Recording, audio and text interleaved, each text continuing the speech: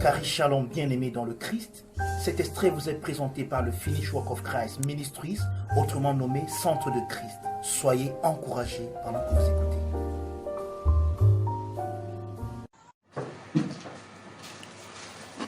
Amen.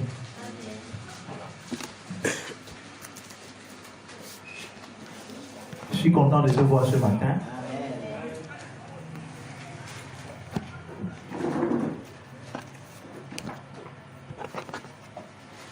Dis à quelqu'un, bienvenue à notre mois.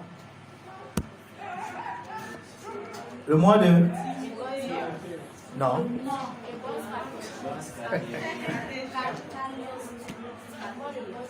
Merci beaucoup. Ça, c'est notre année Timothée, mais ça, c'est le mois... Voilà, le mois de la bonne stratégie. Et dimanche passé, on a commencé à présenter le mois, mais on n'a pas pu élaborer très loin parce que je me suis arrêté sur la prophétie et ça a pris tout mon temps. J'ai commencé à expliquer ce que c'est que la prophétie, la parole de connaissance. Et ça a pris tout mon temps. Au téléphone, vous mettez ici, là, mon pupitre, c'est petit. Amen. Tu es béni de toute bénédiction. Amen. Pourquoi je ne te sens pas ce matin comme ça? Amen. Are you there? Amen. Are you ready? Amen. Ou bien je dis Amen et on rentre. Amen. Donc le thème du mois est tiré de 1 Timothée 1 verset 18.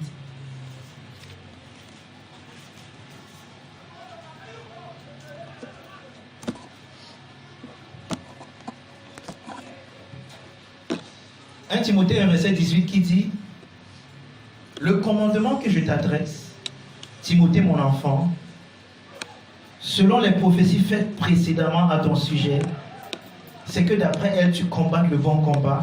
Verset 19: en gardant la foi et une bonne conscience. Cette conscience, quelques-uns l'ont perdue et ils ont fait naufrage par rapport à la foi. Amen. Amen. Et à partir de là, on a tiré le terme bonne stratégie. Quelqu'un m'a dit que mais. Donc, je n'ai pas lu stratégie dans le verset là. Je vais te montrer stratégie là tout à l'heure. Amen. Donc, dimanche passé, nous avons insisté sur la prophétie en faisant la différence entre la parole de connaissance, ce que c'est. Il y a une parole poignante qu'on a dit, jusqu'à ce que Christ soit révélé dans ta situation, tu n'as pas encore rencontré un prophète. Même s'il te dit, même s'il dévoile ta situation, mais s'il n'a pas dévoilé Christ dans ta situation, tu n'as pas encore rencontré un prophète. Parce que dans Apocalypse 19, le verset 10, on dit que le témoignage de Jésus est l'esprit de la prophétie. Le témoignage de Jésus, ne bougez plus. Vous restez sur place là-bas. Voyez, on dit que le témoignage de Jésus est l'esprit. On a vu que le mot esprit là-bas, ça vient du mot grec noma, qui parle de la doctrine, de l'inspiration, de la prophétie. Ça veut dire qu'une prophétie qui ne dévoile pas le témoignage de Jésus, je veux dire, n'est pas une prophétie. Parce que c'est le témoignage de Jésus qui inspire la prophétie. Mais aujourd'hui, on voit que la plupart des prophètes que nous avons dans la plupart des églises aujourd'hui dévoilent des situations, mais ne dévoilent pas Christ dans la situation. Et on a pris un exemple la semaine passée, l'exemple de Jean chapitre 4, où Jésus a rencontré, c'est Jean chapitre 4, je crois Jean chapitre 3, 4, en tout cas, où Jésus a rencontré la femme, Jean 4, ok, où Jésus a rencontré la femme samaritaine, amen.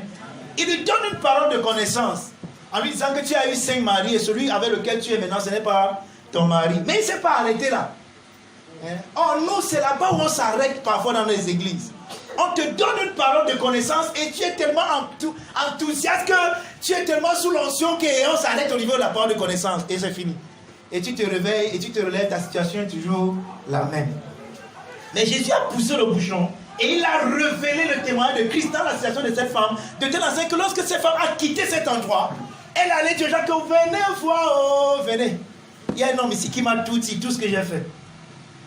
Moi, j'ai l'habitude de dire que mais si la femme là était chez moi, je vais dire que mais nous, on te dit ici tous les jours. Tu es une tueuse de mari. Donc si tu as dit ça, il n'a rien fait de nouveau. Non, mais c'est que quand l'amour touche ta situation, c'est différent de lorsque une bouche charnelle touche la même situation. C'est ça que vous devez parler dans la vie des gens. Parce que vous êtes amour comme votre Père est amour. Et quand vous parlez de la situation des gens, vous parlez dans le spectre, dans la perspective de l'amour. Et c'est complètement différent. Vous voyez, voilà une femme. Tout le monde lui disait sa situation. Elle était stigmatisée. Elle était marginalisée. Mais Jésus lui a dit la même situation. Elle a voulu que venez voir quelqu'un qui m'a dit tout ce que j'ai fait. Comme si c'était nouveau ce qu'on lui a dit. Mais c'est que l'amour a touché sa situation.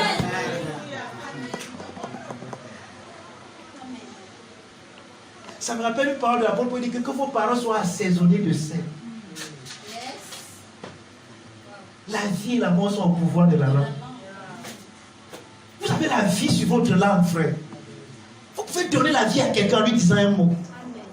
C'est vrai que je vous ai dit que je suis en train de travailler une conscience. Quand je dis bonjour à quelqu'un, c'est pas un saut. C'est une déclaration prophétique. Donc, on a vu ça. Parce que nous sommes en train de décortiquer le verset 18. On a vu le commandement, ce que ça veut dire. Que je t'adresse, Timothée, mon enfant, selon les prophéties. C'est à ce niveau qu'on s'était arrêté la dernière fois. Et on est entré dans la prophétie, la parole de connaissance. Maintenant, on va continuer le verset. Vous êtes chaud? Amen. On peut continuer, non? Amen. Ok. Donc, le commandement que je t'adresse, on a vu ce que ça veut dire. Le commandement, que ça veut dire une charge. Amen. Un mandat. Timothée, mon enfant, selon les prophéties faites précédemment. Maintenant, nous allons voir ce mot-ci. Les prophéties faites précédemment. Les prophéties faites précédemment.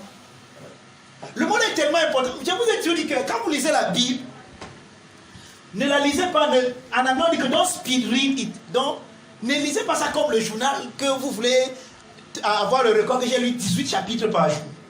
J'aime bien ce genre de record, mais parfois, après les 18 chapitres, là, ta tête est vide.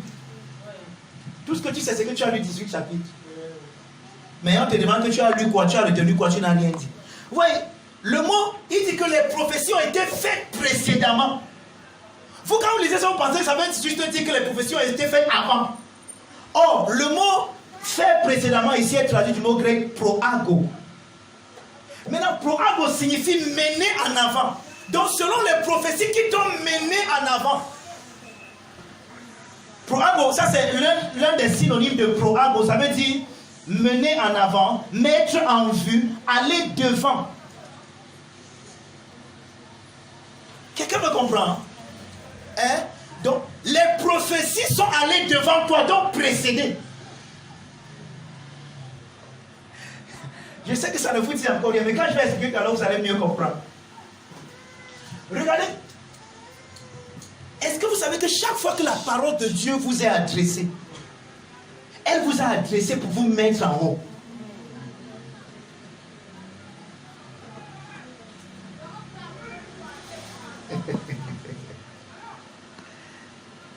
Oui, il y a un épisode dans la vie de l'apôtre Paul que nous n'avons pas beaucoup compris. L'apôtre Paul dit que à cause des révélations qui lui ont été données, il a été mis dans la chair un ange de Satan pour lui souffler afin qu'il ne s'enorgueillisse pas. Nous là-bas, ce que nous pensons, c'est que en fait, la révélation était tellement intense que Paul pouvait s'enorgueillir. En réalité, et nous le disons dans notre homologie, il y a une confession comme ça. Tu ne dois pas te vanter de tes prouesses, mais tu peux te vanter des prouesses de Christ en toi et grandement même. Donc, chaque fois que Dieu te révèle quelque chose, c'est justement pour t'élever. Et la personne qui ne veut pas que tu sois élevé, c'est justement l'adversité. Mais quand on a lu ça, on pensait que ça veut dire que non, c'est Dieu qui a envoyé l'adversité pour qu'il ne soit... Regarde, ce que Dieu te révèle, ça vient de la communication divine. Amen. Quelqu'un me comprend? Et quand je parle de la communication, je ne sais pas si vous comprenez. Paul dit que je connais un homme qui a été élevé jusqu'au 3e ciel et qui a entendu les choses qu'il n'est même pas permis de dire. Imagine-toi un peu que tu sois élevé dans la péricorèse et que tu entres en contact avec ce que le Père et le Fils se disent dans la communion qui est l'Esprit. Et que cela te soit révélé. Amen. Regardez, Moïse est allé sur la montagne. Il n'a pas rencontré l'Éternel. Il a rencontré l'ange de l'Éternel. Quand il est descendu, ça a eu les effets sur son corps. Amen. Yes. Thank you, Lord. Son corps rayonnait la lumière. Je dis bien que Moïse, et celui qui nous donne l'histoire là, c'est Étienne qu'on a lapidé dans Acte 7 et Acte 8. Il dit que vous pensez que c'est Dieu qui vous a donné la loi. Il dit que Moïse a rencontré plutôt un ange et non Dieu. Donc Moïse a parlé pendant 40 jours, a communiqué pendant 40 jours avec un messager qui portait le message de Dieu. Ça a eu des effets sur son corps. Amen. Yes. Toi, le Père t'a pris. Yes. En Christ, il t'a introduit dans la péricorèse, dans la communion qu'il partage avec son Fils.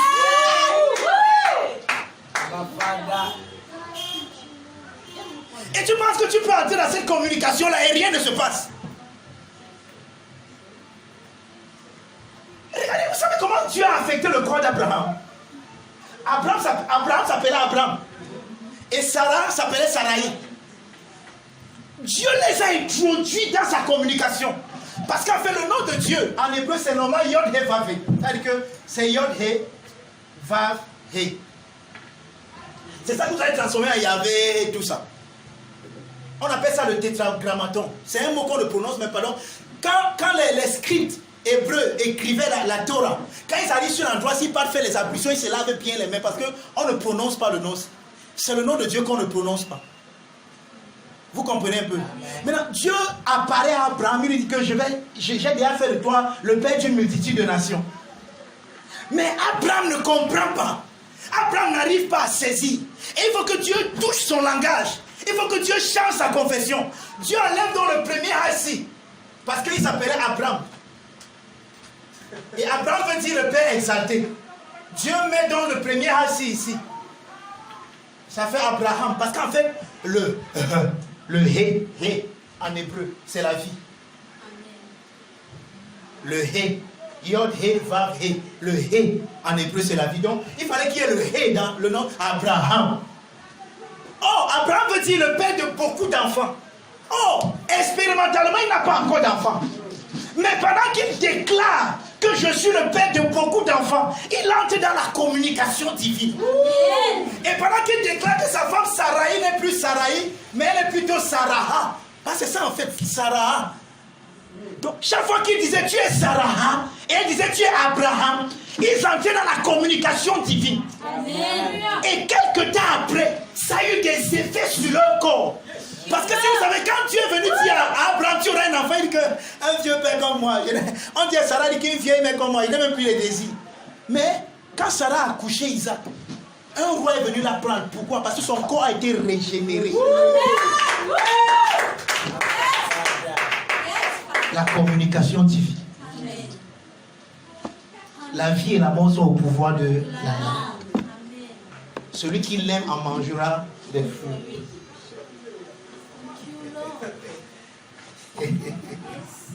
Ce n'est pas mon message ce matin. Amen. Donc il dit, selon les prophéties qui ont été faites précédemment pro azo, selon les prophéties qui sont allées au devant de toi, les prophéties qui t'ont précédé. Je suis venu dire à quelqu'un ce matin qu'il y a les prophéties qui t'ont précédé.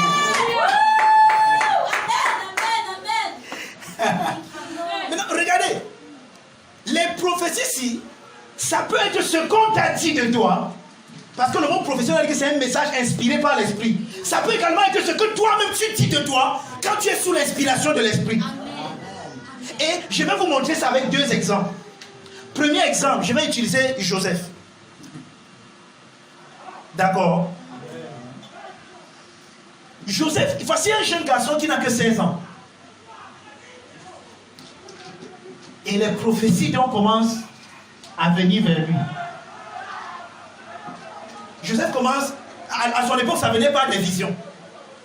Joseph commence à avoir des visions. Il voit comment il sera, il commence à voir son futur, il commence à voir comment il sera grand. Et comment il sera l'un des princes dans sa famille, il sera l'un des commandants, l'un des chefs dans toute sa famille. Et il raconte ses rêves à ses frères. Ses frères jaloux ne sont pas d'accord avec ses rêves. Mais ses frères oublient que les rêves ne venaient pas de Joseph.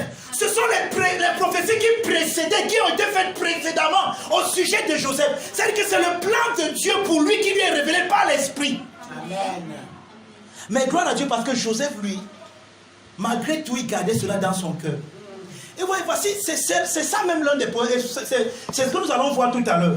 Le problème avec nous, c'est que parfois les prophéties ont été faites précédemment à notre sujet, mais nous ne les avons pas gardées. Nous les avons oubliées.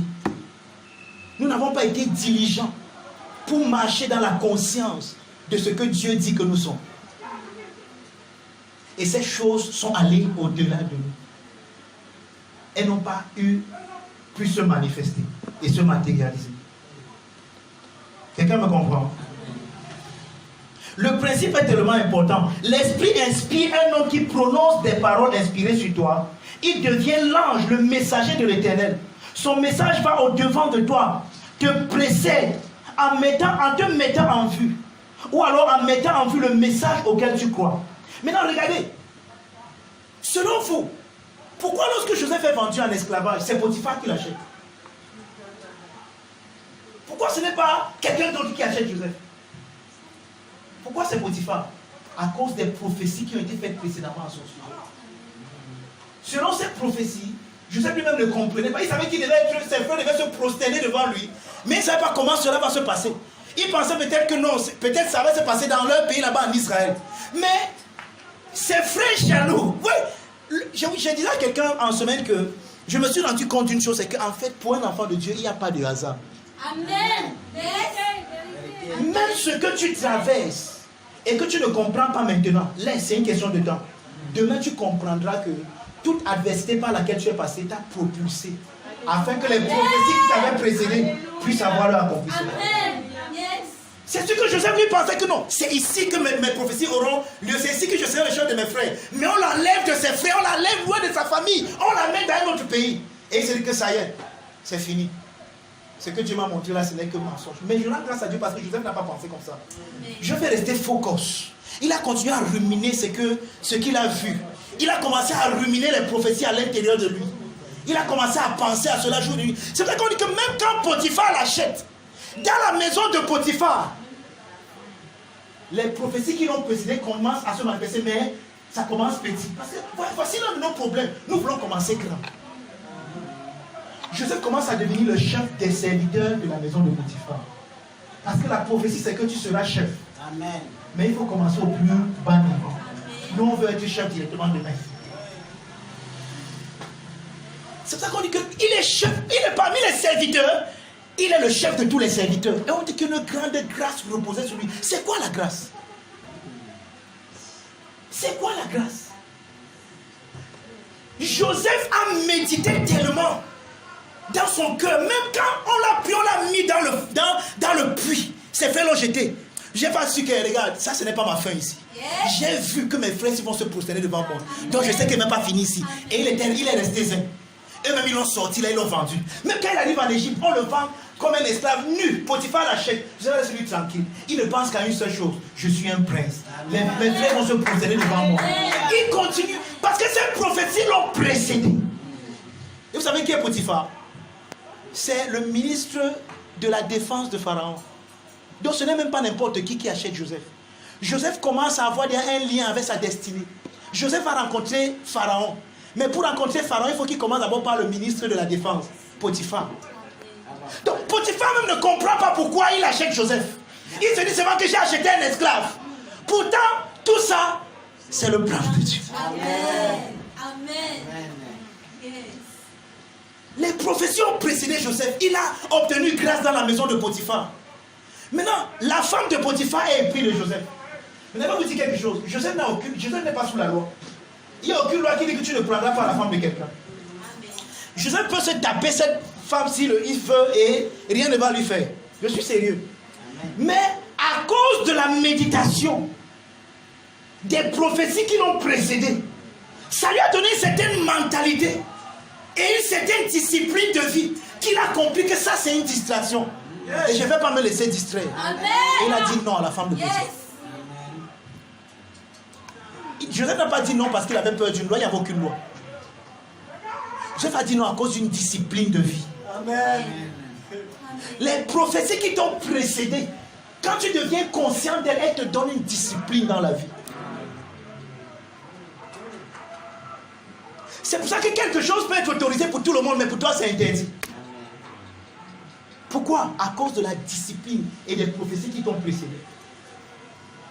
Les prophéties qui sont au devant de tout. Maintenant vous pensez que après la femme là-bas fait Joseph pas en prison, vous pensez qu'il va aller dans n'importe quelle prison. Joseph avait rendez-vous. Potiphar ne pouvait pas le présenter devant Pharaon. Il fallait qu'il ait une rencontre avec le bras droit, le chef des panetiers. Et le seul endroit où il pouvait avoir ce rendez-vous, le seul hôtel que tu as choisi, hôtel 6 étoiles, c'est la prison. Yes. Et c'est ce qui s'était toi, tu as dit que, hey, Seigneur, quand j'avais mes 16 ans, tu as commencé à me dire des choses, je ne t'ai même rien demandé. Tu as commencé à me montrer comment ma chèvre était debout, la chèvre de mes frères se prosternait. Je t'ai même demandé quelque chose. Maintenant, me voici la chèvre là, mes frères sont là-bas, loin, là-bas, ils ne savent pas où ils sont. Me voici dans un pays étranger. Et je n'ai même rien fait, on me met en prison. Ya, Seigneur, et ça, tu devrais avoir honte. Vous priez souvent comme ça. Ça vous arrive pas de parler comme ça avec le pater. Eh, pater, ça, toi aussi. C'est ça que tu m'as montré là, c'est ça. Ah, toi, vraiment. C'est qu'il ne peut plus, sinon je t'abandonnais. Attends, vous ne faites pas faire les choses comme ça. Ouais, le paquet là. Mais Joseph est resté focus. Comment je sais? Pharaon a le rêve. Et le chef des panetiers se rappelle que j'ai oublié, en prison il y avait un hébreu, on part le retrouver. Quand Joseph se présente, parce qu'on dit que la bouche, le cœur parle de l'abondance, la bouche parle de l'abondance du cœur, n'est-ce pas?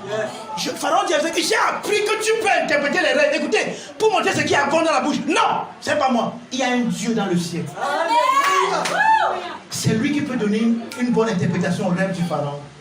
Ouais, Joseph est prompt à parler de Dieu dans un pays où on ne connaît pas ce Dieu. Pourquoi? Parce que c'est ça l'objet de sa méditation. Ce sont des prophéties qui l'ont précédé. Amen. Et il méditait cela. Et ça a eu des résultats. Deuxième exemple que je vais prendre ce matin. Je vais prendre l'exemple des 3 hébreux-ci. Shadrach, Meshach et Abednego. Mais cette fois-ci, ce sont eux-mêmes qui ont prophétisé. Nebuchadnezzar fait une idole. Et il dit que tout le monde doit adorer l'idole. Celui qui n'adore pas l'idole là va être jeté dans le feu. Shadrach, Meshach et Abednego lui disent que roi, nous t'aimons beaucoup, mais nous on ne va pas se prosterner.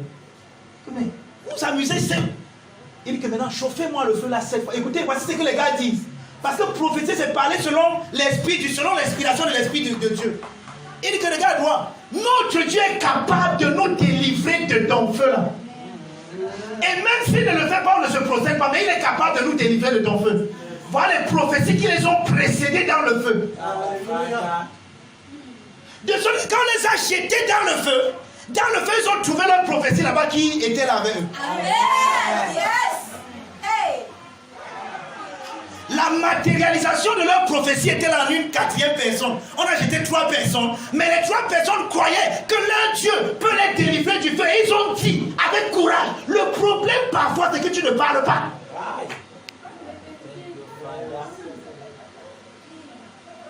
Ils ont prophétisé. Notre Dieu peut. Il est capable de nous délivrer de ton feu. Selon les prophéties faites précédemment, quand ils ont dit ça, ça les a précédés dans le feu. Et quand on les a jetés dans le feu, la prophétie était déjà avant eux dans le feu. C'est pas que tout ce que le feu a brûlé, c'était que les liens. Parce que selon la prophétie, là, notre Dieu peut nous délivrer. Alors, quand Dieu nous délivre, on n'est même pas liés. Donc tout ce que le feu a pu brûler, c'était seulement les liens. Et les gars étaient là dans le feu en train de causer que, ah mon frère, tu vois, le roi est étonné, dit que j'ai dit, que vois-je? Les on a jeté 3 personnes, mais il y a 4. Qu'est-ce qui les a... La prophétie les a précédés. Amen. Amen. Donc c'est ce que ça veut dire ici. Il dit selon les prophéties qui t'ont précédé, qui ont été faites précédemment, les prophéties sont allées au devant de toi. Par exemple, pour nous ici au centre de Christ, cette année c'est notre année de la valeur. l'estime et l'honneur de Dieu. C'est ça une prophétie. Ça veut dire que si tu es au centre du Christ, voilà une parole qui te concerne. Maintenant, le mois, si c'est notre mois de la bonne stratégie, voilà une prophétie. Donc tu peux te réveiller le matin et dire que Seigneur, je te rends grâce parce que ça c'est mon mois de la bonne stratégie. Et comme je m'en vais, il n'y a que les bonnes stratégies. Aucune mauvaise stratégie ne me suit. Et pendant que tu dis ça, cette parole te précède. Ça te rend compte. Et l'année de l'honneur de l'estime de Dieu, quelqu'un vient et te donne quelque chose que tu n'as même pas demandé. Tu dis, hey, c'est quoi? Non, les prophéties ont été faites précédemment. Proago. C'est aller au devant de toi. Ça a ouvert le chemin. Quelqu'un me comprend? Maintenant, il dit d'après elle. Combat le bon combat. D'après les prophéties là. Combat le bon combat. Maintenant, c'est ici là que c'est très important. Maintenant, d'après elle, le mot là, normal, ce n'est pas d'après. Le mot là-bas, c'est elle. Donc, c'est normal en elle. Parce que le mot d'après là, c'est le mot en. Comme on dit en Christos. Donc, en. Donc, en ces prophéties, à l'intérieur des prophéties là, combat le bon combat. Or, ce que nos traditions ont traduit ici par combattre, c'est un mot tellement important. C'est le mot. Je vous ai dit le mot là la dernière fois, non? Stratéa. Hein? Donc il dit stratéomai, kalos, stratéo. Combat, le bon combat. Stratéomai, kalos, stratéo. Maintenant, en d'autres mots, le mot stratéo, c'est le seul mot qu'on vient le mot français stratégie. Et kalos veut dire bon. Donc lorsqu'on dit notre mois de la bonne stratégie, en fait c'est le mois du bon combat. Mais je ne veux pas dire ça bon combat pour que vous voyez dans votre tête ici les démons, parce que vous savez, les gens ont été tellement déformés. Dès qu'on parle de combat, immédiatement on voit l'adversité. Or, ici Paul parle de quelque chose de très important. Paul dit à Timothée que selon les prophéties qui sont allées au devant de toi, selon ce qu'on t'a dit de toi, sous l'inspiration de l'esprit, élabore une bonne stratégie. Amen. Et au verset 19, il va expliquer ce que ça veut dire, cette bonne stratégie. Combattre le bon combat veut dire élaborer une bonne stratégie. Donc le combat ici, c'est une stratégie. Maintenant, c'est quoi une stratégie? La stratégie, c'est l'art d'élaborer un plan d'action coordonné. C'est bon? C'est un ensemble d'actions coordonnées.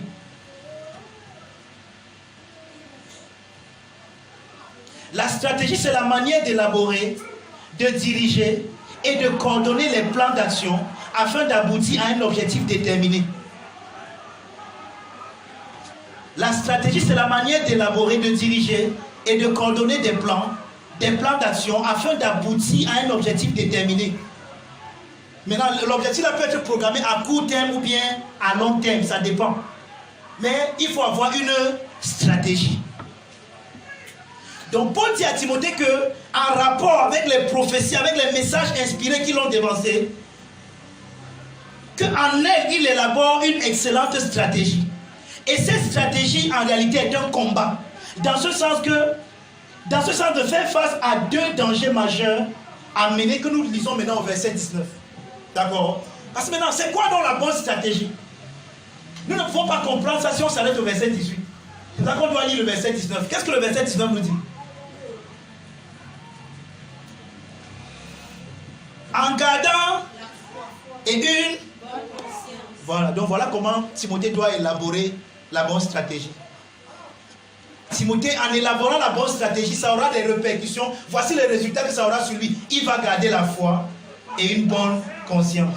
Et il dit que quelques-uns ont perdu cette bonne conscience et ils ont fait naufrage dans la foi.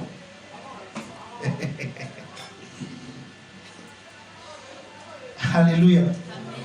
Tu es toujours là. Amen. Donc, voici la stratégie, la bonne stratégie aura ces deux répercussions, ou bien ces deux résultats. Garder la foi et une bonne conscience. C'est par la grâce de Dieu, on va entrer en profondeur dans ces deux sujets la semaine prochaine. Mais ce matin, on veut voir autre chose. Le mot garder ici, ça a été traduit du mot grec écho. Hein? En écho, la foi. Et on a vu ce que le mot écho veut dire. Dans 1 Corinthiens 13, celui qui n'a pas l'amour, celui qui n'écho pas l'agapé, celui qui n'est pas l'écho de l'agapé. Donc ici, il dit que la bonne stratégie, en étant l'écho de la foi, est d'une bonne... D'accord. Maintenant, le mot écho, un écho, c'est un lieu où se déroule une répétition et qui réfléchit quelque chose.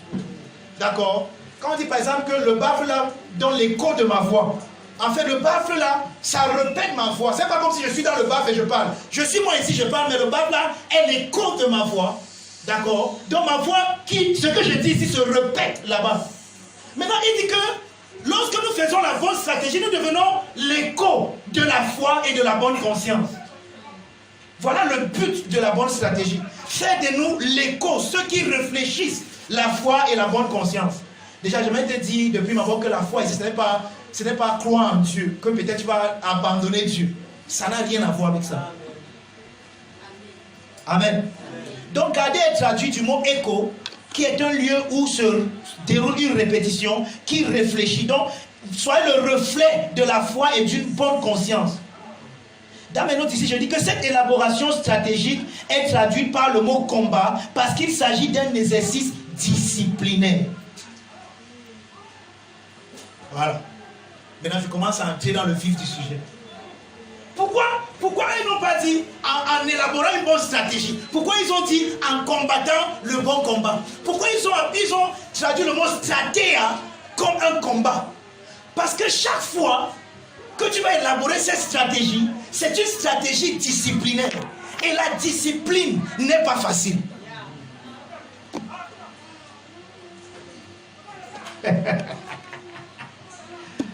La discipline est un combat. Quand tu veux te discipliner, ton corps va se rebeller. Le corps n'aime pas la discipline. Il préfère être indiscipliné. Le christianité est une vie de discipline et non de libertinage. Écris ça dans tes notes. Le christianité, c'est-à-dire ce que les gens appellent généralement le christianisme. Nous, on appelle ça ici le christianité. Parce que c'est Christ en toi. Est une vie de discipline et non de libertinage. Le corps est naturellement indiscipliné. Et pour se discipliner, il faut un combat, une stratégie de longue haleine. Quelqu'un me comprend? Le corps est naturellement indiscipliné. Certains d'entre vous avez dû combattre pour vous réveiller ce matin très tôt pour arriver ici. Et d'autres sont en train de combattre maintenant pour être réveillés.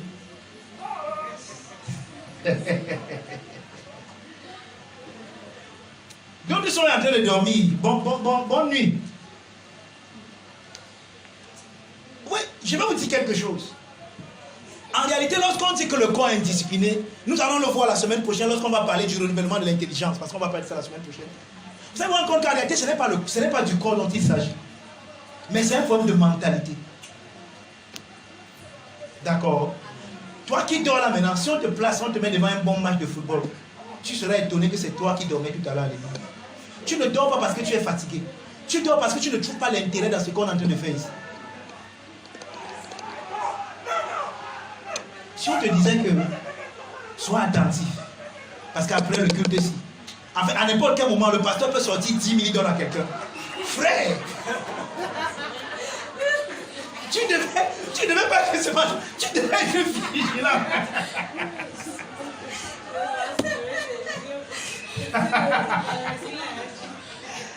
Tu vois, maintenant, qu'est-ce qui anime ta vigilance à ce moment?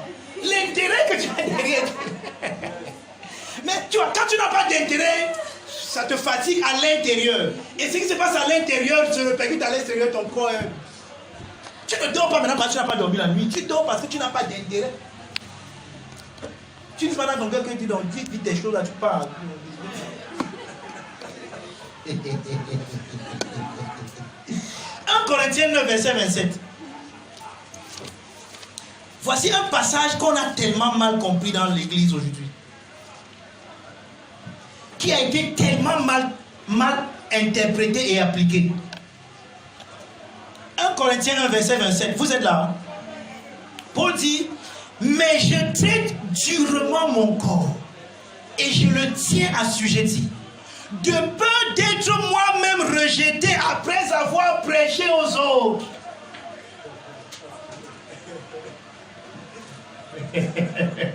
Vous savez comment on a interprété ça? Que si tu ne tiens pas ton corps assujetti, quand tu as fini de prêcher aux autres, comme je prêche ce matin, après Dieu lui-même va te rejeter. Il va te dire, il va te vomir, je ne le connais pas. Il n'est ni chaud, ni tiède, ni bouillant. Ouais, voilà comment nous on a compris le passage ici. Et immédiatement, on a eu peur.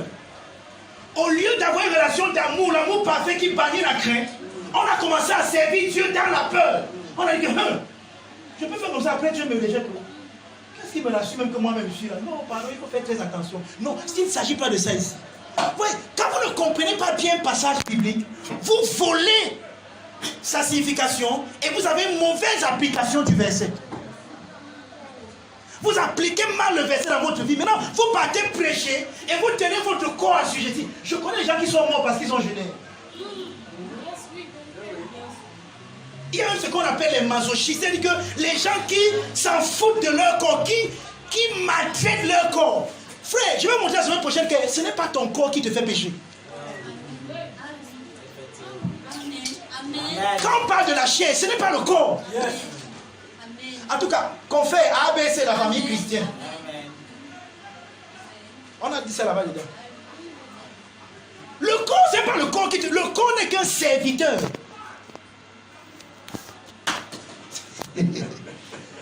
La preuve, tu peux être en train de faire un jeûne de 10 jours à 7. Tu es en train de convoiter quelqu'un.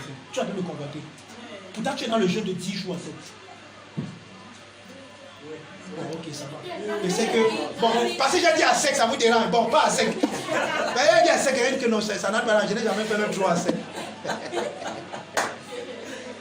Bon, tu peux prendre un programme de prière, de jeûne même intermittent, même de 30 jours. Au 29e jour, tu es en train de convoiter.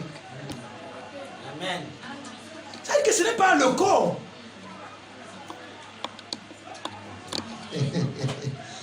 Mais je traite durement mon corps et je le tiens assujetti, de peur d'être moi-même rejeté après avoir prêché aux autres.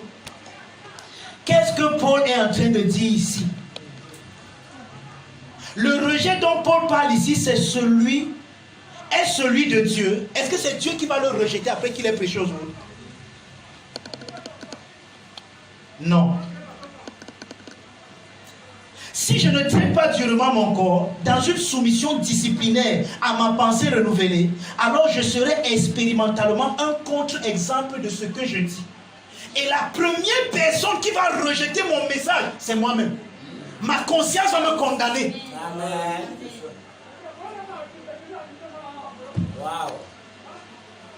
Et quand ma conscience me condamne, je n'ai plus l'assurance dans ce que je dis. Je ne prêche plus avec assurance. Et quand je ne prêche plus avec assurance, étant un contre-exemple expérimentalement, les gens à qui je prêche verront que je suis un contre-exemple de ce que je dis. Et ils vont rejeter mon message. Celui qui peut rejeter ici, c'est toi-même et ton audience, ton auditoire. Puisque tu vas dire quelque chose et tu seras toi-même le contraire expérimentalement, ils vont donc dire que ce n'est pas sérieux ce que tu dis. Alors qu'est-ce qui va se passer? Ils vont rejeter ton message. Et même si on ne rejette pas ton message, toi-même tu ne croiras pas en ce que tu dis. Ta conscience, tu as un combat à l'intérieur de toi. Tu vas dire une chose dont tu n'es pas sûr et certain. Parce que tu ne parles pas avec assurance. Parce que ta conscience dit que toi-même, tu sais bien que ce n'est pas ça que tu vis.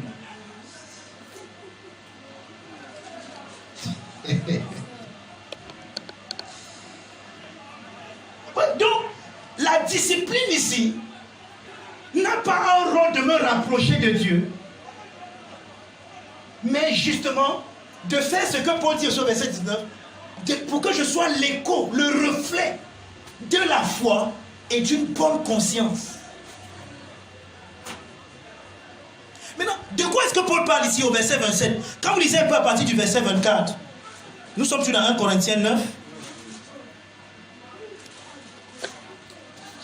Quelqu'un est toujours là? Ne savez-vous pas que ceux qui courent dans le stade courent tous, mais qu'un seul remporte le prix? Courez de manière à le remporter.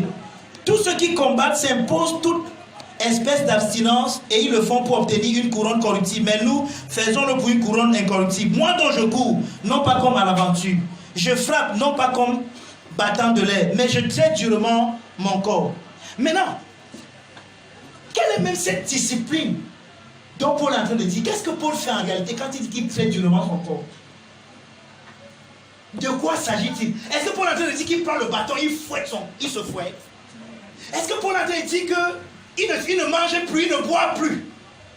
Parce qu'en mangeant ou en buvant, il sera en train de pécher.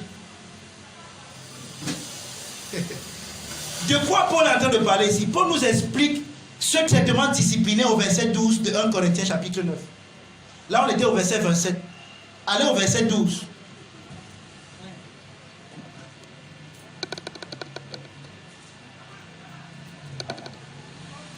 Dis à quelqu'un la stratégie disciplinaire. La stratégie disciplinaire Te donnera de garder la foi et une bonne conscience. Quelques-uns l'ont perdu et ils ont fait naufrage dans la foi. Amen. Allons-y, le verset 12 dit quoi?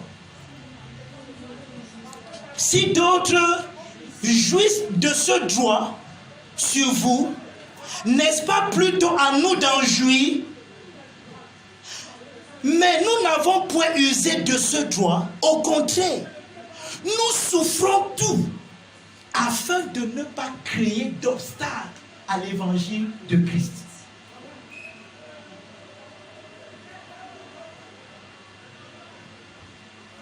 Je traite durement mon corps. La bonne stratégie.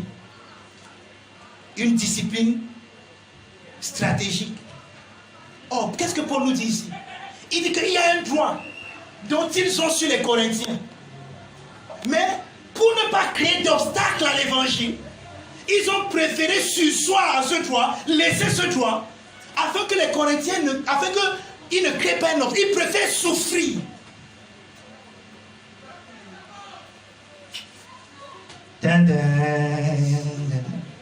Le chef bandit va mourir maintenant. Le film commence à chauffer. Vous allez souvent au cinéma, quand l'acteur, le chef, était sur le poste, le cœur commence à battre fort. Tu sens que dernier combat. Maintenant, Paul dit ici qu'il préfère souffrir que de jouir d'un droit dont il a besoin, que d'user d'un droit qui est le sien, mais être un obstacle à l'évangile. Maintenant, quand vous lisez ça, vous vous posez la question, de quel droit parle-t-il? Et pourquoi il dit sur verset 12, d'autres jouissent de ce droit sur vous? Quels sont les autres là qui jouissent de ce droit sur les Corinthiens? Et pourquoi Paul n'est pas celui qui devrait jouir de ce droit? Pourtant, il dit bien que c'est son droit. Maintenant, vous savez pourquoi c'est son droit? Verset 11. Si nous avons semé parmi vous les biens spirituels, est-ce une grosse affaire si nous moissonnons vos biens temporels? Verset 13. Ne savez-vous pas que ceux qui remplissent les fonctions sacrées sont nourris par le temple, que ceux qui servent à l'autel ont part à l'autel? De même aussi, le Seigneur a ordonné à ceux qui prêchent l'évangile de vivre de l'évangile. Qu'est-ce qui se passe en fait ici? L'apôtre Paul et ses compagnons, Tite et les autres, ont présenté l'évangile aux Corinthiens. Vous comprenez? C'est pour ça qu'il a dit quelque part que je suis votre père dans la foi. C'est moi qui vous ai engendré par l'évangile. Mais il y a des émissaires qui viennent de Jérusalem, que Jacques a envoyés. Ces émissaires-ci viennent avec des lettres de recommandation.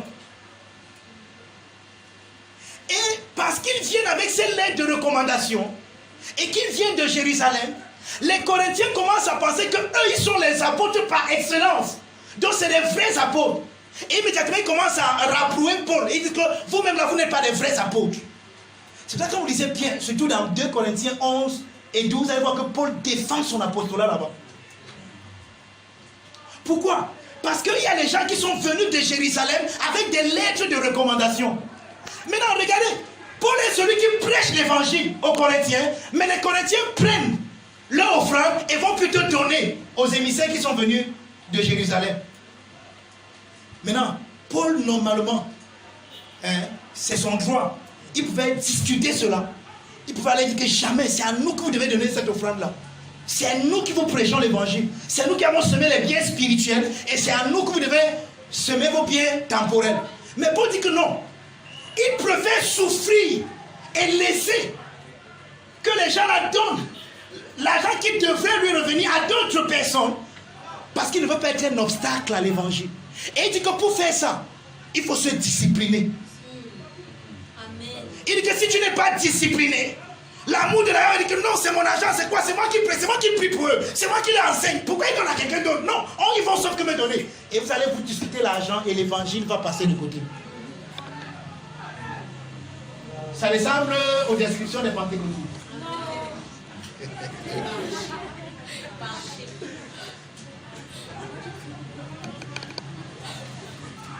Où les gens se séparent à cause de l'argent. Ouais, deux pasteurs y étaient des bons amis. Ils sont allés prêcher quelque part dans deux enveloppes, l'autre appuie, l'autre ils ont mal partagé. L'amitié est finie. Ce que le Seigneur leur a mis ensemble, ce n'est pas ça qui les importe. Tu vois, si tu n'es pas discipliné, ouais, c'est ça le moi, c'est donc ça notre moi. La bonne stratégie, ça parle de cette discipline. C'est mon droit. C'est moi qui prie pour eux, dit l'apôtre Paul. C'est moi qui vous prêche l'évangile. Mais c'est à eux que vous donnez l'offrande. J'ai accepté, pourquoi? Parce que je ne veux pas qu'il y ait un obstacle à l'évangile. Je continue à vous prêcher l'évangile gratuitement. Et vous donnez votre offrande à quelqu'un d'autre, il n'y a pas de problème. Je continue à persévérer. Pourquoi? Je ne veux pas créer un obstacle à l'évangile. Mais pour le faire, je souffre. Est-ce que je souffre? Oui. C'est la discipline, je traite durement mon corps. Mon corps me dit que mon frère, tu as fait, regarde comment on donne les tas d'ignables à l'autre qui n'avait pas prêché. Donnez, je vais vous prêcher l'évangile gratuit. C'est la discipline, c'est mon droit, mais je souffre. Si tu n'es pas discipliné, tu ne vas pas accepter ça. Ah, quand j'ai donc dit le mot la bonne stratégie, vous pensez que c'est quoi? C'est ça la bonne stratégie, non? Tu te disciplines au point où parfois tu laisses passer tes droits. Tu mets devant l'évangile. Ce qui m'intéresse, c'est que l'évangile avance. Même si on va piétiner mes droits, je m'en fous. Si l'évangile est prêché, c'est ce qui importe pour moi. C'est ça le mot de la bonne stratégie. Amen.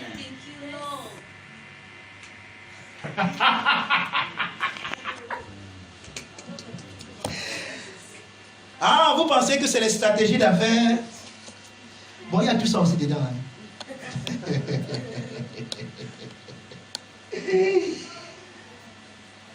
Ok, regardons. Moi, je vous ai expliqué un peu de façon sommaire. Allons dans 1 Corinthiens chapitre... Allons dans 2 Corinthiens chapitre 11. C'est là où vous avez cette histoire de façon très claire. 2 Corinthiens 11.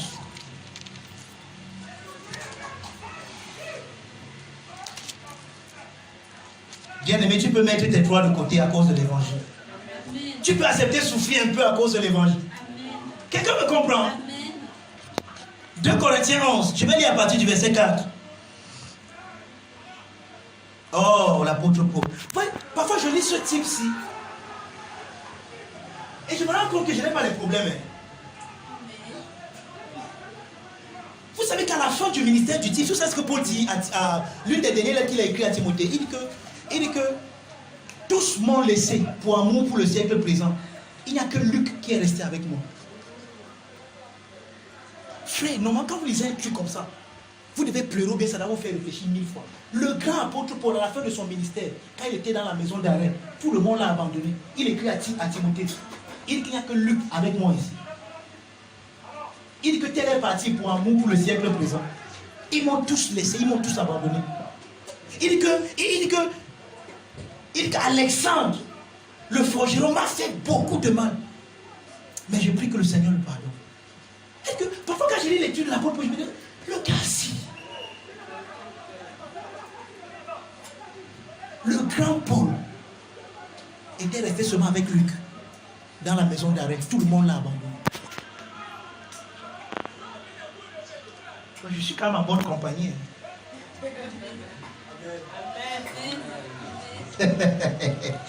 Écoutez ce qu'il dit ici dans 1 Corinthiens chapitre 4. Chapitre 11, 2 Corinthiens 11, à partir du verset 4. Écoutez, car si quelqu'un vient vous prêcher un autre Jésus que celui que nous avons prêché, Ou si vous recevez un autre esprit que celui que vous avez reçu, ou un autre évangile que celui que vous avez embrassé, vous le supportez fort bien. Paul parle de quoi ici? Justement, de ces émissaires de Jacques qui prêchaient un autre Jésus dans un autre esprit en présentant un autre évangile. Et il dit au Corinthiens que quand quelqu'un vient rapporter ça, vous le recevez bien.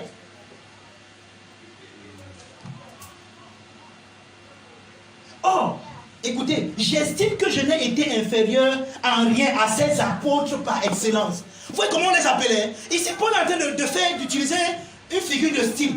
Ceux que vous appelez vos apôtres par excellence là, je ne suis en rien moins qu'eux. Il ne me dépasse en rien. Donc ici, Paul il est choqué dans son orgueil. Il est touché. C'est pour ça qu'au verset 2, il dit que ok, je vais même parler maintenant comme un homme qui divague. Je vais un peu devenir fou, comme vous voulez qu'il devienne fou. Parlons même des visions. Vous dites que les gens ont les visions. Je vais vous dire donc, je vais vous parler. Donc Paul a commencé à parler de ces esprits qui ne partageaient pas. Pour dire que c'est parce que je reste tranquille. Donc vous voulez qu'on parle de vision? Moi je connais un homme. Je ne sais pas si c'est dans son corps ou de son corps. Il allait jusqu'au 3e ciel. Il a entendu des choses qui n'est même pas possible de dire. Vous voulez qu'on parle des miracles? J'ai fait les miracles plus que tous. Il dit bien que, attendez, vous voulez qu'elle devienne fou, il va devenir fou. Lisez bien le chapitre 12, c'est ce qu'il dit. Il dit que je parle comme un homme qui est extravagant, je divague. Parce que vous voulez que je devienne fou, vous dites qu'il me dépasse en quoi?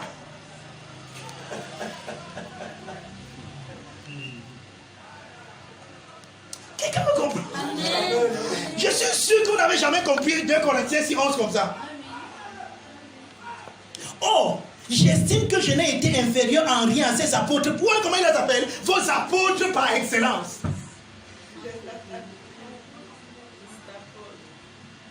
Le type c'est... Donc c'est un homme qu'il faut étudier. Paul. Si je suis un ignorant sous le rapport du langage, je ne le suis point sous celui de la connaissance. Et nous l'avons montré parmi vous à tous égards et en toutes choses. Ou bien, ai-je commis un péché? Écoutez, pardon, je vais partager avec vous quelque chose. Vous savez, je vous ai dit une chose. Dans l'église, ce n'est pas parce que les gens ont mal enseigné une doctrine que la vérité de cette doctrine n'existe pas. Vous comprenez? Le fait qu'il y ait les faux pieds ne veut pas dire que les vrais pieds n'existent pas. Mais le faux, c'est la contrefaçon du vrai. Quelqu'un me comprend? Et Paul est sur le point d'introduire quelque chose de très important. Et je vais partager ça avec vous ce matin. Ou bien, ai-je commis un péché parce que, m'abaissant moi-même afin que vous fussiez élevés, je vous ai annoncé gratuitement l'évangile de Dieu? Paul pose une question. Et chaque fois que Paul pose une question, faites très attention. Paul pose la question, est-ce que j'ai commis un péché? Maintenant, vous pouvez répondre à cette question. Parce que dans 1 Corinthiens, qu'on a lu tout à l'heure, il dit que Dieu a ordonné. Il dit que Moïse a dit que tu n'amuseras pas le bœuf quand il foule le grain. Et Dieu a ordonné que ceux qui prêchent l'évangile vivent de l'évangile. Maintenant, il me pose la question, est-ce que j'ai péché parce que je vous ai annoncé gratuitement l'évangile? Répondez. Si tu dis non, c'est que tu n'as pas encore compris. Écoute encore bien. Écoute, verset 8. J'ai dépouillé d'autres églises en recevant d'elles un salaire pour vous servir. Et lorsque j'étais chez vous et que je me suis trouvé dans le besoin, je n'ai été à charge à personne. Vous entendez ça? Paul dit que quand je me suis trouvé dans le besoin, parce que je ne voulais pas créer un obstacle à l'évangile, j'ai préféré attendre que les frères d'ailleurs me donnent un salaire pour que je vous serve. Et il leur pose la question, est-ce que j'ai commis un péché? Verset 9.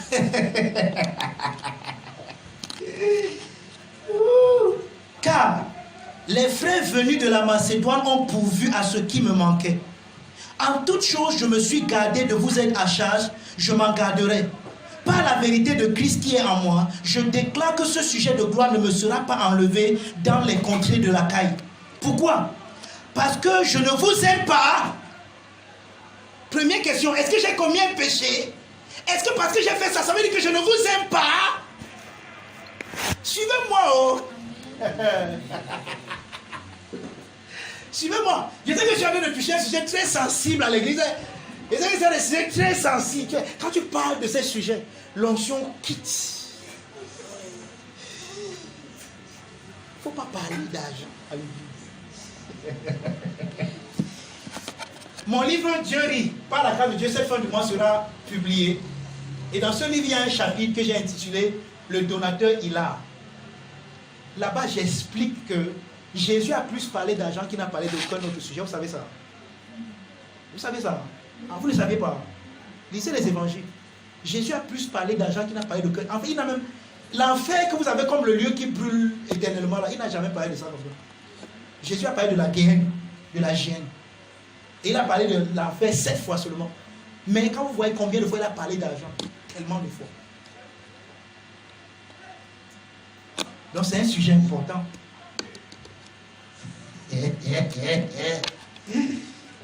L'ancien est quitté, mon frère. Pourquoi? Verset 11. Parce que je ne vous aime pas, Dieu le sait. Mais j'agis et j'agirai de la sorte pour ôter. Écoutez pourquoi Paul fait ça. Pour ôter ce prétexte à ceux qui cherchent un prétexte, afin qu'ils soient trouvés tels que nous dans les choses dont ils se glorifient. Ces hommes-là sont des faux apôtres, des ouvriers trompeurs, déguisés en apôtres de Christ. Paul parle de qui? Paul il a introduit le sujet. Ne sortez pas du sujet pour venir nous parler d'un autre Satan qui n'existe nulle part. Paul parle de qui? Des émissaires qui viennent de Jérusalem. Il dit qu'il n'est en rien inférieur à eux. Et il dit ici, Paul, donc il faut que j'ai le courage du type. C'est comme s'il ne peut pas encore parler comme ça. Ces hommes-là sont des faux apôtres, des ouvriers trompeurs, déguisés en apôtres du Christ. Et cela n'est pas étonnant, puisque l'opposant, Satan lui-même, se déguise en ange de lumière. C'est qui Satan ici? Oh. Qui a envoyé les gens ici? Jacques. Ils sont les émissaires de qui? De Jacques. Hein? Et vous savez qui est Jacques? C'est à cause de Jacques même qu'on a arrêté l'apôtre Paul et qu'il a été allé en maison d'arrêt. Jacques s'est à un moment opposé tellement à l'évangile. Allez lire même le premier concile de Jérusalem dans Actes chapitre 15. C'est à cause de Jacques que Paul dit que si quelqu'un d'autre, même un ange du ciel, vient vous prêcher notre évangile, que celui que j'ai annoncé, qu'il soit anathème. Pourquoi? Parce qu'au concile de Jérusalem, quand Pierre vient prendre la décision, il dit que non, vraiment bien aimé, ne tentons pas Dieu. En voulant mettre sur les disciples un joug que ni nous ni nos pères n'ont pu porter. Vous savez ce que j'ai dit? J'ai dit que oui, je suis d'accord, vraiment, laissons les païens là comme ça. On voit que Dieu les a insultés, mais interdisons-leur. Il a vu toujours la loi, il dit que mais interdisons-leur telle chose. Mais comme c'était dans un conclave, Paul a accepté. Il a dit oui. Mais quand il part dans Galate, il dit que regardez, je vais vous dire quelque chose. Il n'y a pas deux évangiles. Si quelqu'un vient, il prêche autre chose que ce qu'on a dit, qu'il soit maudit. Paul parle de quoi? Des émissaires de Jacques. Et c'est eux qui parlent encore ici.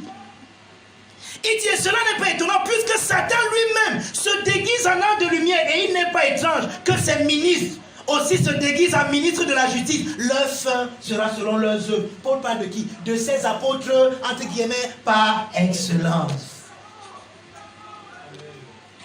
Il y a des gens qui ont créé toute une doctrine d'un Satan qui est sorti du ciel quelque part, qui a des ministres, qui a des anges quelque part.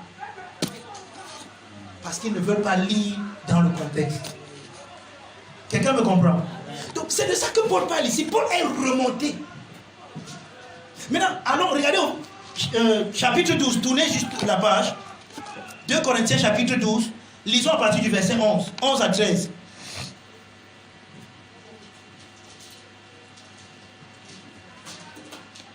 Dis à quelqu'un que le docteur s'adresse à toi. Pardon, ne dors pas. J'ai déjà fini. Dis-lui qu'on a déjà fini. On a déjà fini, c'est lui qui dort. 11 à 13. J'ai été un insensé. Vous m'y avez contraint. Vous entendez ça, non?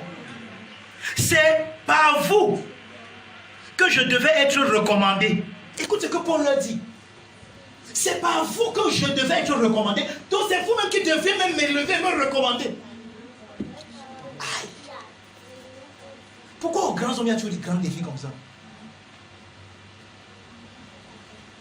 Mais quand vous lisez Paul, vous ne savez pas qu'il est passé par de telles choses, n'est-ce pas? Une église que Paul lui-même a fondée. Les gens sont venus s'accaparer. Il a dit que c'est pas vous que normalement je devais être recommandé. Car Je n'ai été inférieur en rien aux apôtres par excellence, quoique je ne sois rien. Écoute ce qu'il a dit. Les preuves de mon apostolat ont éclaté au milieu de vous par une parole, par une patience à toute épreuve, des signes et des prodiges et des miracles. Écoutez la question 13, c'est même ça qui m'intéresse. En quoi avez-vous été traité moins favorablement que les autres églises? Sinon, en ce que je ne vous ai point été en charge. Écoutez, pardonnez-moi ce tort.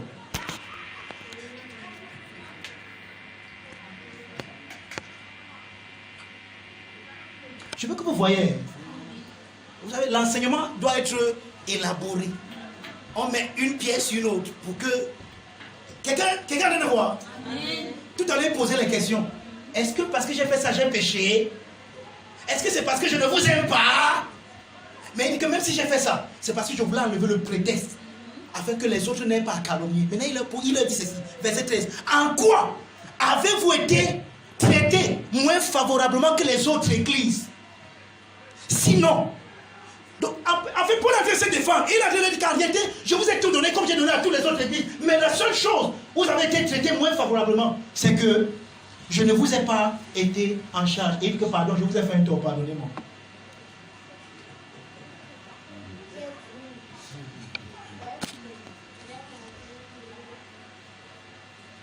Frère, l'ancien est parti.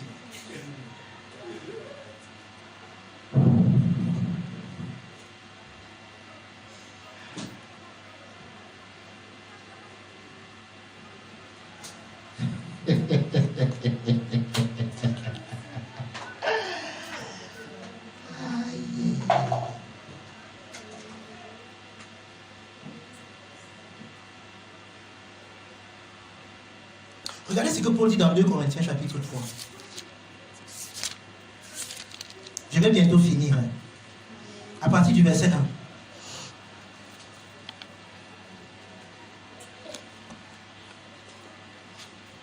« 2 Corinthiens chapitre 1, je vais qu'on lise à partir du verset 3.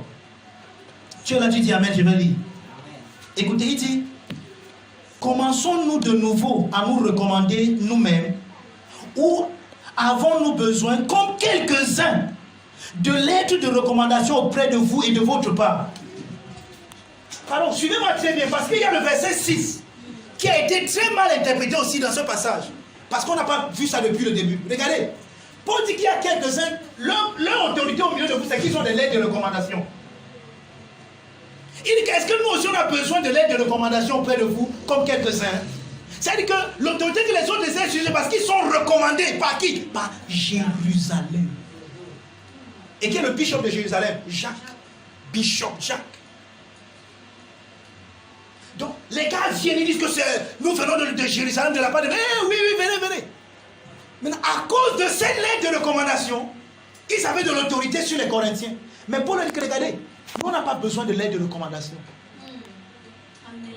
On n'a pas besoin de ce qui est écrit. Notre recommandation, c'est le message, la doctrine, l'esprit qu'on a apporté au milieu de vous. Suivez bien. Parce qu'il y a le verset 6 là qu'on a très mal interprété.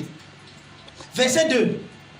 C'est vous qui êtes notre lettre, écrite dans nos cœurs, comme connue et lue de tous les hommes.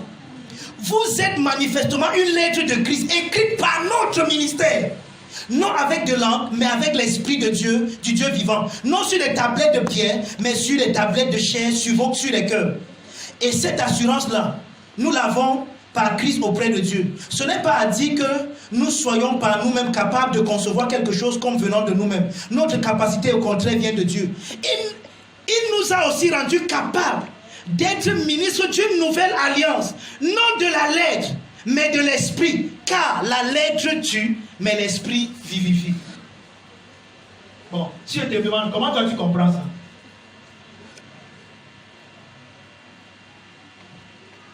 Non, bien aimé, la lettre, c'est ce qui est écrit. C'est ce qui est écrit, ça tue. Mais il faut maintenant l'esprit. Vous avez entendu quelque chose comme ça? Non, ce n'est pas de ça que Paul parle. Quand Paul dit la lettre tue, il parle des lettres de recommandation que les autres, avec lesquelles les autres venaient.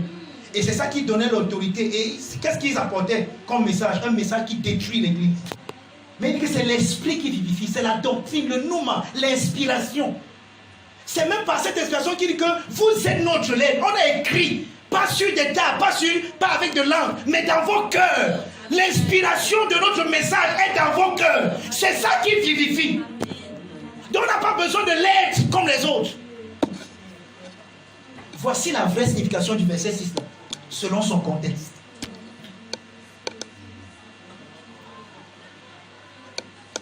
Quelqu'un me comprend? C'est de ça que Paul parle ici. Mais il sait que parfois, vous avez pris ça, oh la lettre, tu bien-aimé, la lettre, c'est ce qui est écrit, et l'esprit. Non.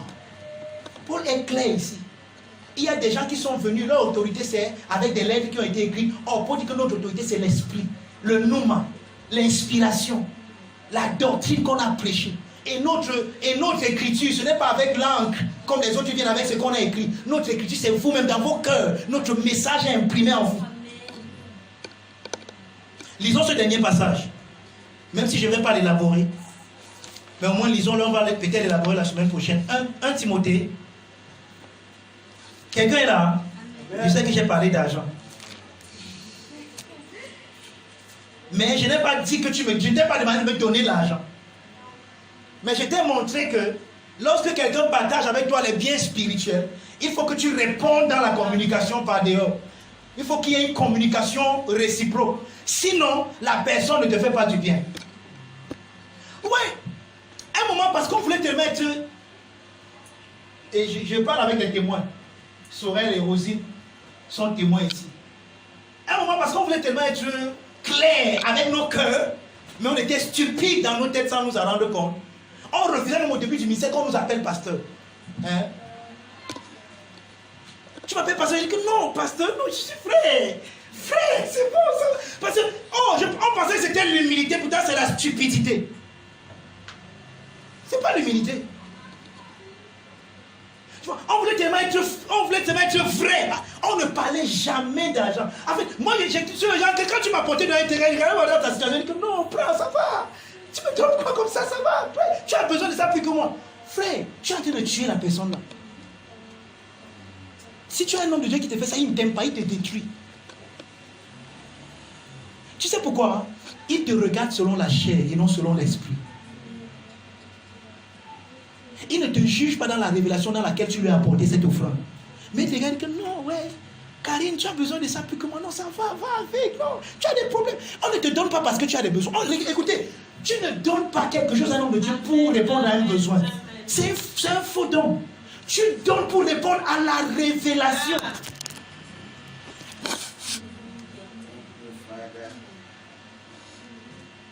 C'est pour ça qu'un homme de Dieu qui n'a rien semé dans ta vie et qui veut moissonner, c'est un voleur. C'est un voleur. Mais s'il a semé, tu dois répondre. Ouais, Paul demande au Dieu, pardonnez-moi, je vous ai fait un don. J'ai volé les autres églises pour vous servir. C'est le seul don que je vous ai fait. Vous voyez ça comme un tort? Non. Vous voyez, avec notre mentalité du capitalisme aujourd'hui, mais ça c'est même une aubaine, mon frère. En fait, le jour où on dit qu'il n'y a pas de foi dans l'église, mais les gens vont jubiler. C'est pas vrai. Oh, en réalité, quand tu prépares le culte, tu dois préparer ton offrande également. Ça veut dire que même s'il n'y a pas d'offrande, quand tu viens, tu déposes ton offrande. Ce n'est pas pour un homme que tu donnes. En réalité, ce n'est même pas pour un ministère que tu donnes pour Dieu. Mais regarde, si l'évangile est menacé, le ministre peut mettre de côté ce droit et préférer souffrir parce qu'il ne veut pas entacher l'évangile. Ça veut dire que si tu es au milieu des gens qui ne comprennent pas encore pourquoi ils donnent, alors ne les force pas à donner. Laisse, enseigne seulement. Si dans ton enseignement, ils peuvent capter et comprendre, ceux qui vont comprendre et capter vont commencer à donner. Mais ceux qui ne donnent pas, ne force personne. Parce que demain, ils peuvent fermer leur cœur et dire que l'homme, il n'est que là pour notre argent. Et en ce moment-là, leur cœur va se fermer. Prêche les règles jusqu'à le feu sort du ciel. Ils ne vont plus t'entendre. Parce que dans leur tête, ils ont un préjugé. L'homme, est là pour notre argent.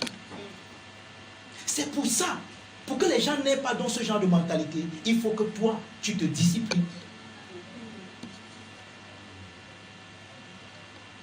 Donc Donc tu peux rester là, le pasteur, tu prêches, le feu sort. Là, tu n'as même pas ce que tu vas manger tout à l'heure. Mais tu n'es pas là pour dire que... Vous êtes même là, vous ne donnez même pas à manger à votre pasteur. C'est même quelqu'un d'église ici. Heureusement que les gens de parole ne sortent jamais de ce pupitre. Et ça ne sortira pas. Amen. Oui, j'ai eu la grâce d'être enseigné par certaines personnes et de les regarder comme des modèles. Dr. Chong, les gens comme l'apôtre Charles Dibou et d'autres personnes. Et j'ai appris que dans le ministère, tu ne dis même pas parfois à tes membres ce par quoi tu passes. Si Dieu veut, il leur révèle ça par révélation, quelqu'un vient te donner quelque chose. Mais laisse pas mendier, pardon, s'il te plaît. Et moi, je rends grâce à Dieu parce que je suis tellement sûr et certain de ce que j'ai reçu du Père que personne ne peut acheter ça. Sérieux. C'est pour ça que quand tu me donnes une offrande et que je me rends compte que tu ne me donnes pas ça par révélation, je ne prends pas.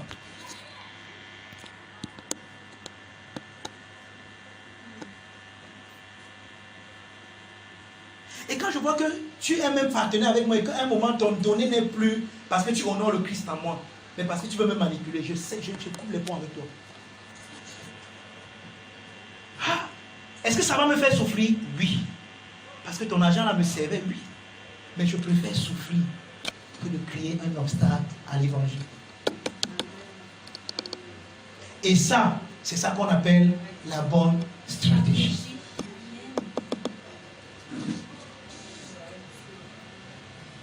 Parce que tu veux garder la foi et une bonne conscience, alors tu combats le bon combat. Tu fais durement ton corps. Frère, dans la chose-ci, j'ai eu des facilités jusqu'à. Je connais les raccourcis que plusieurs hommes de Dieu font là, pour avoir des milliers de foules, pour voyager, ainsi de suite. Mais j'ai refusé tout. Voici ma petite soeur, elle est témoin. Un homme de Dieu est venu me rencontrer ici, chez moi. Il me dit que docteur Mangwa, quand je te vois, elle était là. Tu es non, quand tu enseignes, non, vraiment, il venait d'Afrique du Sud. Gars, vraiment, je vais t'amener en Afrique du Sud, fais ceci, vraiment, viens faire. Quel homme de Dieu. Quand tu me vois là, je ne me compromets pas. Je prêche comme je prêche là, depuis des années. Je ne me moque pas de lui. Ou alors je ne dis pas ça comme une moquerie. Mais aujourd'hui, il est dans la nuit des témoins. Vous comprenez ce que ça veut dire, non? Il est mort.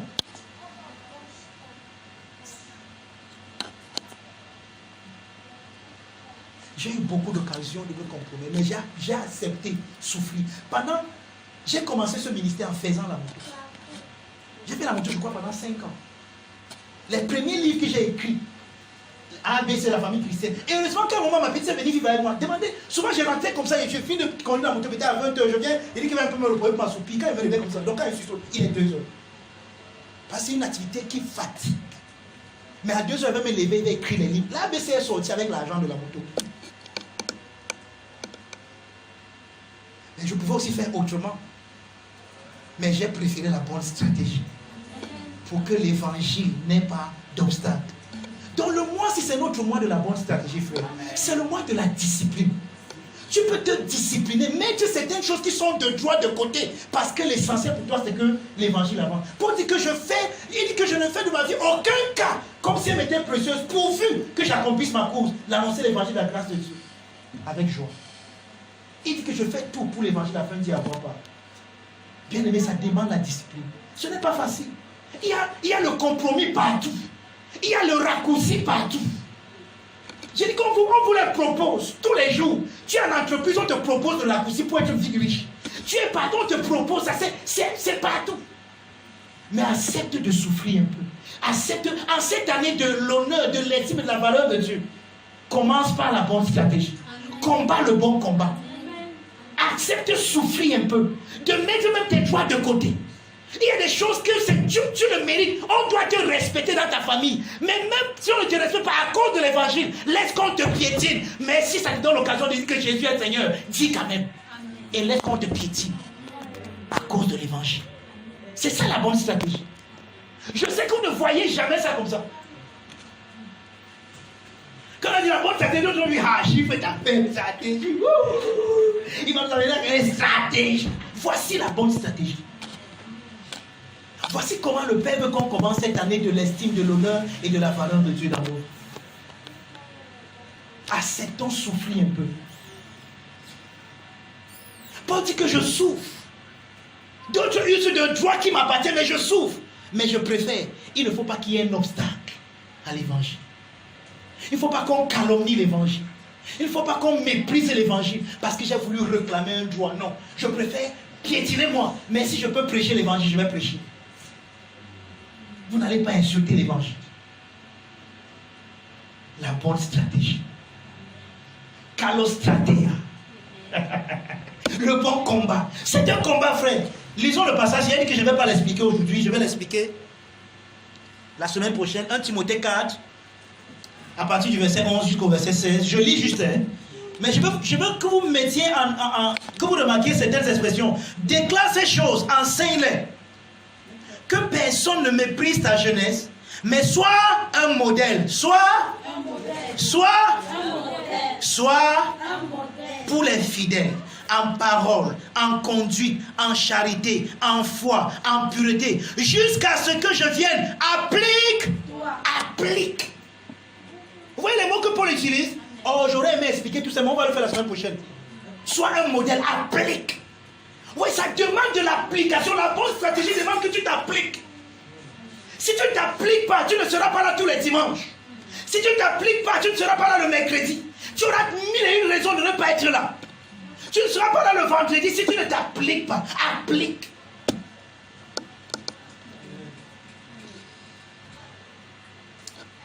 Applique-toi à la lecture, à l'exhortation, à l'enseignement. Écoutez, ne néglige pas. Sois un modèle. Applique-toi. Ne néglige pas. Ce sont des petits mots. Mais combien de fois négligeons-nous? Ne néglige pas. C'est ça, la bonne stratégie. Ne néglige pas le don qui est en toi, qui t'a été donné par prophétie avec l'imposition des mains de l'Assemblée des Anciens. Occupe-toi de ces choses. Donne-toi tout entier. Voyez les mots, donne-toi tout entier. Ne néglige pas, donne-toi tout entier. À elle, afin que tes progrès soient évidents pour tous, que tes progrès soient évidents pour tous. Veille sur toi-même. Veille sur toi-même. Ne néglige pas, applique-toi. Veille sur toi-même. Et sur ton enseignement, écoutez bien. Persévère dans ces choses, car en agissant ainsi, tu te sauveras toi-même et tu sauveras ceux qui t'écoutent. Vous entendez ça? Donc un ministre qui ne veille pas sur lui ne va pas expérimenter le salut et il va perdre ceux qui l'écoutent. Un ministre qui ne passe pas par la bonne stratégie, qui ne se discipline pas, peut prêcher Christ le feu sort, mais ça va perdre ceux qui l'écoutent et lui-même il sera perdu. Parce que le focus ne sera pas l'évangile, mais autre chose.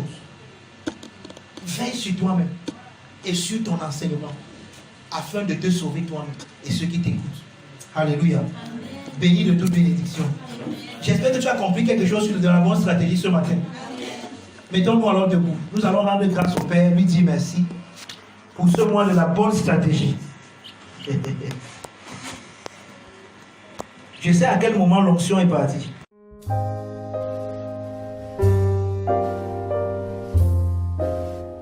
Cet extrait vous a été présenté par les amis et partenaires du Finish Work of Christ Ministries, le centre de Christ, situé en face du lycée de Bonasama à Bonabéry. Rejoignez-nous les mercredis, vendredis et dimanches à 17h30 au Finish Work of Christ Ministries. Nous dévoilons Christ comme étant vous en vrai.